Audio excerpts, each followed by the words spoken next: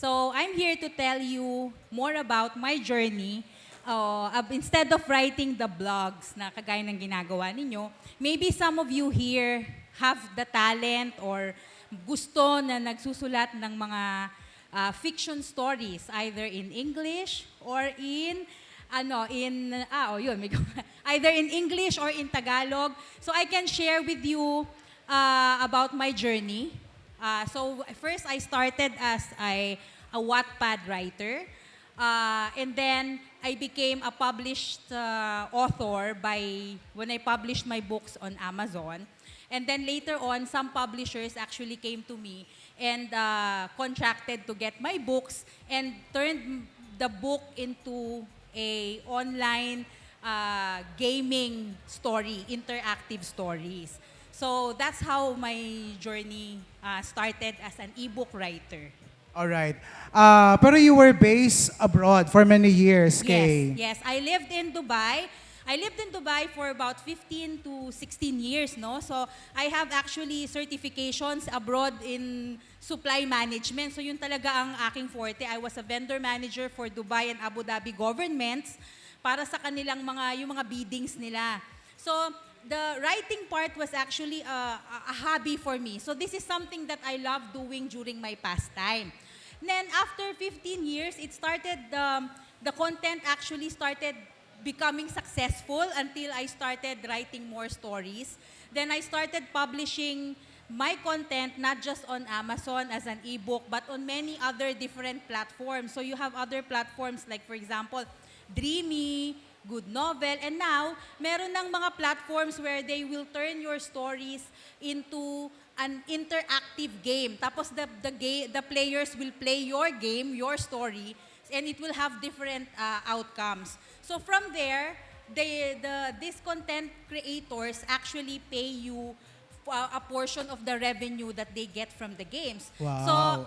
So later on, syempre, sa abroad, hindi naman tayo forever nandun, especially in the UAE, there is no citizenship.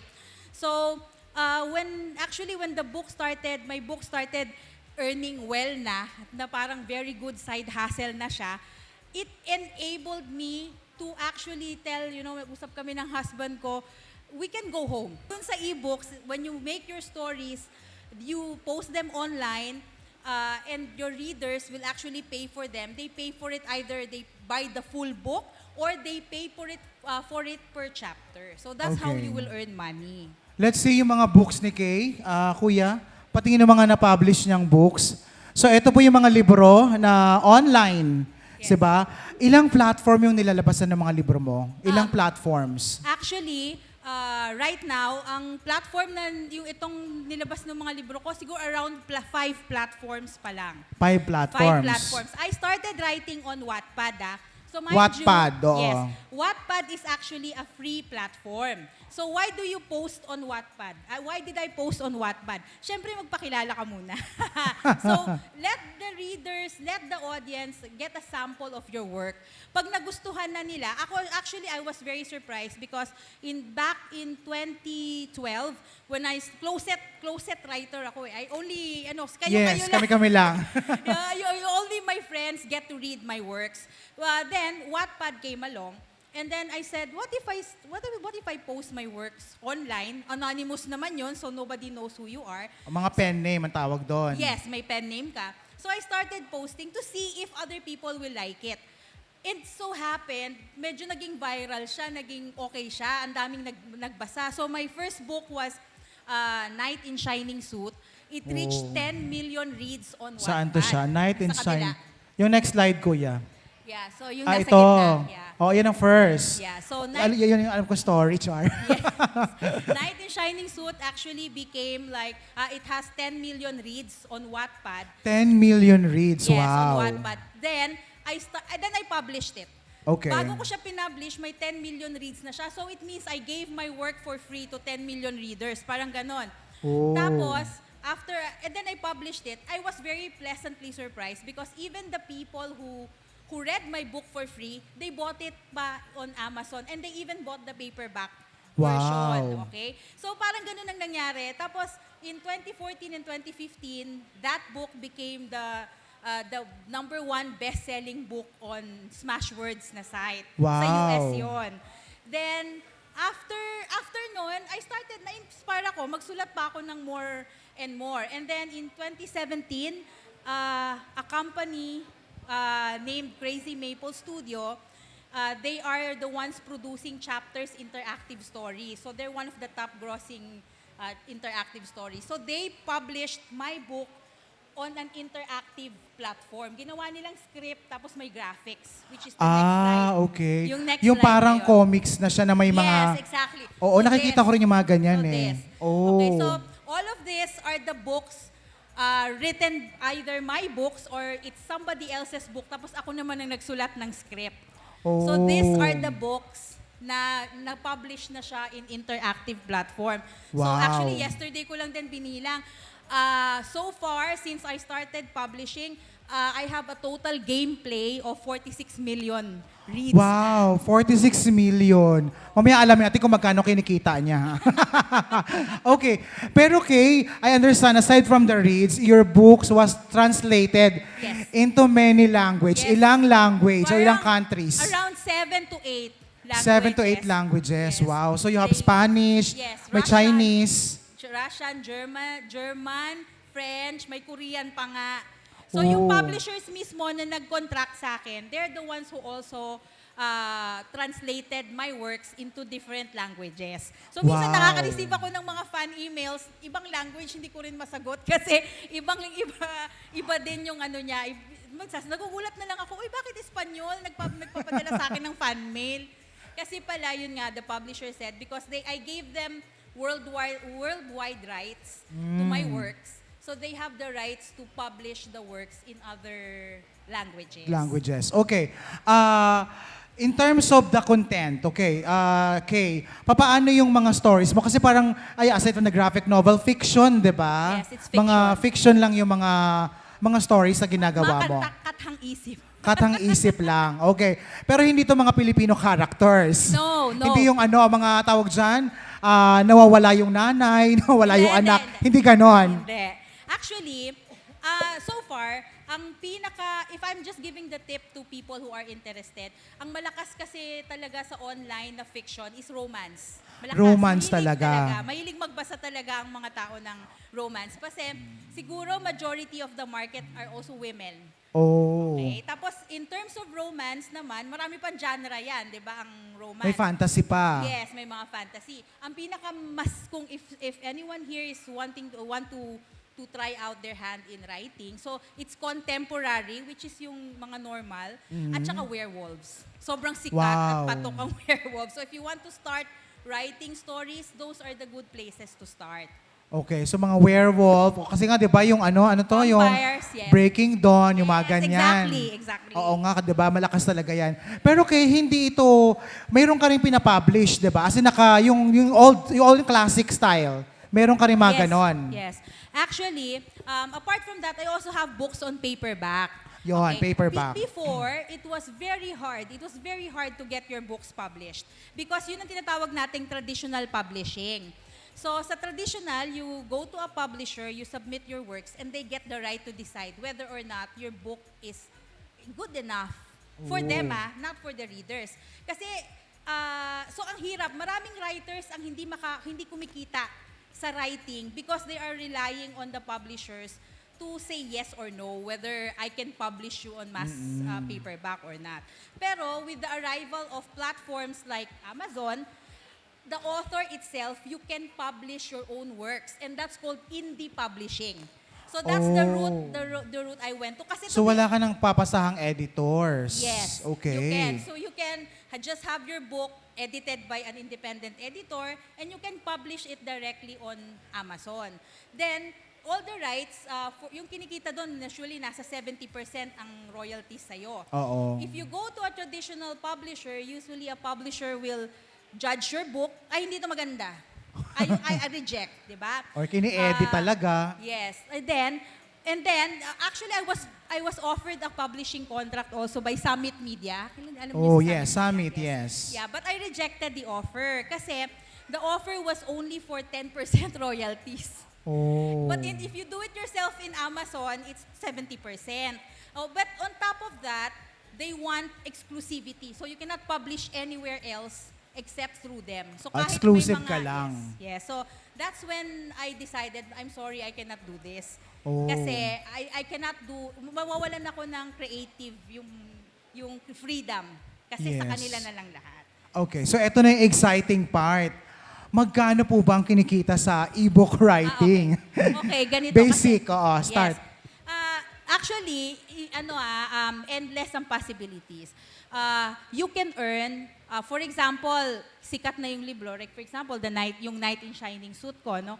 In one platform alone, you can earn as much as $1,000 per platform. O isipin mo kung ilan ang libro mo. Even if you're earning $300 per book, per month, per platform. So you can just do the math, di ba? So the more you write, the more you will earn. And even I'm telling you, right now yung Knight in Shining Suit, I'm still earning money from it. And I published that in 2013. That was 7 years down the line. Same thing with the mga vloggers din, di ba? The more na yung video mo matagal online, may nag-view pa din, kikita ka pa rin. Same thing dito. Hanggat Yes. may nagbabasa, Hanggat yun. may nagbabasa.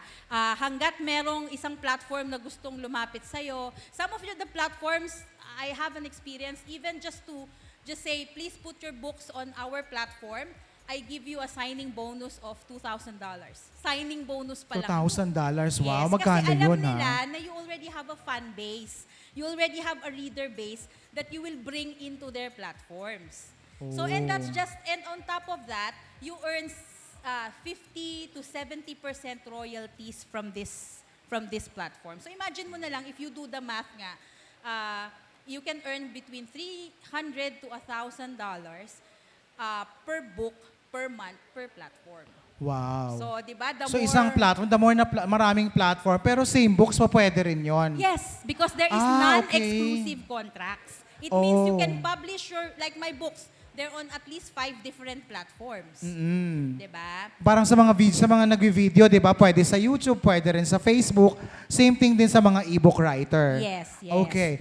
I understand, Kaye, naghahanap ka ng mga gustong magsulat. Yes. Okay, Actually, last 2 years ago, or just last year, no, we established na our own company here, wherein naghahanap kami ng mga writers who are writing for scripts for this, So we can give you a plot of a story, and we will write the script for us. And we Okay. usually pay per chapter. Depende sa haba ba? Hindi, depende sa skill na ng pagsusulat, depende sa output. Usually, ang mga bayad kasi sa mga writers is between 2,500 to pesos, 2,500 to 5,000 pesos per chapter. Per chapter pa lang Per yun. chapter. Usually, isang chapter, ilang page na yun? Ilang page lang Sa yun? isang story, usually there are 25 chapters. Okay. Pero isang chapter, how many words? Ganun eh. Mga 3,000 to 5,000 words. Ay, laban na. Yes. Ganun eh. And our writers, usually, they can do 1 chapter in 2 days. Oh. So, ganun sila. So, we can give them like, ang trabaho na binibigay namin sa kanila, one of my writers, writing 3 books in a week. 3 chapters in a week. Iba-ibang libro ang binibigay. And usually, isang upuan nga lang ng writer yan, di ba? Kasi di ba, pag nagsulat ka talagang, you are, para kang nagsusulat ka, tapos anything goes pag nagsusulat Oo. ka doon, ka. Di ba, remember some writers, they say, I want to go to a place, na isang Oo, place. punta mo na sa isang resort, Yes. out of town muna. Yes, paglabas nun, may masterpiece na siya. di ba? Correct. Yung Usually, iba kailangan ma-depress mo na sa love, di ba? Para Yes, maganda may yung hugot, story. may hugot. May hugot. Okay. So, Kaye, paano ka nila kukontakin kung may mga interested sa ating mga content creators dito? Maybe you wanna try, baka hindi talaga sa vlogging ang buhay nyo. Baka magaling kayo magsulat. At wala tong age, di ba? Hindi kailangan graduate. Yes, hindi even high school. I have one of the writers that are working for me right now to write one of these stories. Parang 19 lang ata siya. 19 years and she's old. Halos tapos hindi na siya naghanap ng work kasi ito na yung trabaho niya for us. Kasi nga Oo. I'm giving her like 2 to 3 chapters in a week. Wow. Ganon. Tapos pag nagsulat siya, iba rin ang nag-i-edit. Iba na ang nag-i-edit nun. Oo, iba na yung lang, sulat ka magpapolish. ng sulat. Yes, Oo. may magpapolish din. Pero strictly English lang to, right? English. For those who want who are writing in Tagalog, we also have a platform naman wherein you can enroll your books in Tagalog platforms. Kasi marami ito magandang opportunity kasi bago Oo. pa lang. Alam mo yung mga normal na gusto nagbabasa ng PHR, Yes, Precious Heart Precious Heart Romance. Romance. Yes. Ngayon, naka-ebook na siya. O, lahat ng we are yaya, also alam looking- yan, lahat yes, ng we are also- katulong. Yes, we are looking for writers who are writing love stories in Tagalog also. Hindi Oo. siya for script writing, but we want to publish them in a platform, in one of our platforms also. Wow, okay. Aside from may mga Tagalog novel, yung mga ganyan, fiction lahat. Pero, di ba, may mga mentorship ka din. Yes. Ganito. So, kasi alam naman namin, this is something new for some writers. Or some writers, raw talaga yung talent. As in, I Oo. have a very good story, but I don't know how to commercialize it or Yes. monetize it. We are here, pag lumapit ka sa amin, part na ng habang binabayaran kita to write scripts for me or to write stories for me, I will teach you how to write properly for the commercial readers. Kasi iba yung nagsusulat ka versus merong tips yan kung paano kakikita. Like for example, if you're posting your books, your works on an online platform, readers are paying for it per chapter. So how do Okay. you ensure that they will pay for the next chapter and they will not leave the book?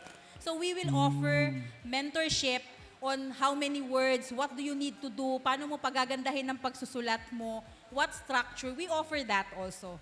When you, kahit na lumapit ka lang, even for free consultation, walang problema yon sa amin. Wow, okay. So, anyway, may mga may mga pa-training ka ba? May plano ka bang magpa-workshop soon? Siguro pag-usapan natin yan. Ayun, sige. Right Let's talk now, about hindi pa that. natin na-try, but it will be a very good idea if there are many people who will be interested. Why not? We can have a workshop. Kasi ako, when I started publishing, I also wish na may nagturo sa akin. But since, isipin mo yung journey ko from 2012 up to now, di ba, mga 10 years, na gathered na knowledge, di ba, and lessons learned, we can teach that. We can impart that to the other people. Wow, that's great. Okay. Saan ka pwedeng makontak? May page ka ba na pwede silang mag-PM or numbers? Yes. Actually, I have a page on Facebook. So, yun na, facebook.com/Jerilee Kaye. Or yung I am Jerilee Kaye na Instagram, they can reach that. Or pwede sa'yo. You I can am contact Jerilee Kaye. Okay. Yes. You can contact Evo also. Nakalimutan kong itanong, kasi di ba uso yung ngayon, ginagawang movie, yung mga books, di ba? I think meron kang isang nagawa na ba? Wala pa. Pero di ba, Interactive film. mas mahal ang bayad doon. Yes. Oo, pero usually kasi, hindi, ang nun, babayaran ka for the rights. It's licensing fees ang ibabayad sa'yo. So yon. So I'm not sure because alam natin may mga iba na they don't have the freedom, 'di ba? They just based off the story or idea from your book, they pay you the license fee and then that's it. So that's why may mga nakikita tayo na, ay, bakit yung libro ang layo sa movie? Oo. Kasi ganun siya. Oh, kasi License binabago lang ang na yan binabayaran. for commercial purposes. Yes, that's true. Kasi ibang audience. Correct. Okay. Anyway, Kay, thank you for Thank you. supporting Palcon and for attending our first ever Palcon. Message na lang sa mga taga-Palawan who wants to venture into writing novels, writing fiction novels. Okay. Ayun, thank you very much for having me. And also, yun nga, this is something that I want to say to kasi yung mga parang gustong magsulat tapos may talent kayo sa pagsusulat, huwag kayong mahiya. You can approach people like us, like Joel, and we will offer you help and we will direct you on how to make or how to monetize your content. Huwag kayong maging closet writer because ngayon, there are many avenues na on how to earn money from your writing. All right. Thank you, Jerilee. Thank you. Guys, Thank palakpakan you. natin si Miss Jerilee. Thank you very much.